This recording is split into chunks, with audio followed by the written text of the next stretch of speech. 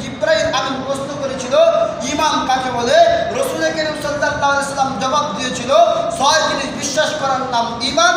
আল্লাহ এক, ফেরেশতা আছে, আল্লাহর কোরআন সত্য, রাসূলগণ সত্য, ভালো-মন্দ তাকদীরের বিশ্বাস করে এবং মৃত্যুর পর পুনরায় জীবিত হতে হবে, আল্লাহ তাআলার কাছে দাঁড়াইতে হবে।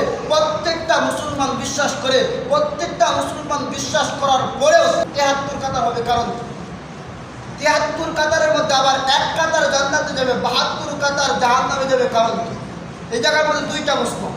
একটা প্রশ্ন হলো প্রত্যেকে মুসলমান, প্রত্যেকে মুসলমানের মধ্যে 72 কাতার মুসলমান হয়ে জাহান্নামে যাবে, কারণ কি? একটা প্রশ্ন।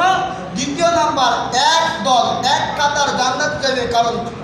এটা কি? দুইটা প্রশ্ন, ভালো করে খেয়াল করবেন, মৃত্যুর আগ পর্যন্ত মনে রাখার জন্য চেষ্টা করবেন। কারণ হলো যে 72 কাতার জাহান্নামে যাইবে, এই 6 কথাকে বিশ্বাস করার পরেও 72 কাতার জাহান্নামে যাওয়ার কারণ হলো তারা এই 6 কথাকে বিশ্বাস করে নিজের মন গড়া কোরআন হাদিসের ভিত্তিতে। এটা হলো 1 নম্বর প্রশ্নের জবাব, যে 72 কাতার মানুষ এই 6 কথা বিশ্বাস করার পরেও জাহান্নামে যাওয়ার কারণ হলো তারা এই 6 কথা বিশ্বাস করে কোরআন হাদিসের ভিত্তিতে না, তাদের মন গড়া যুক্তির ভিত্তিতে বিশ্বাস করার কারণে এই 72 কাতারের মানুষ জাহান্নামে যায়।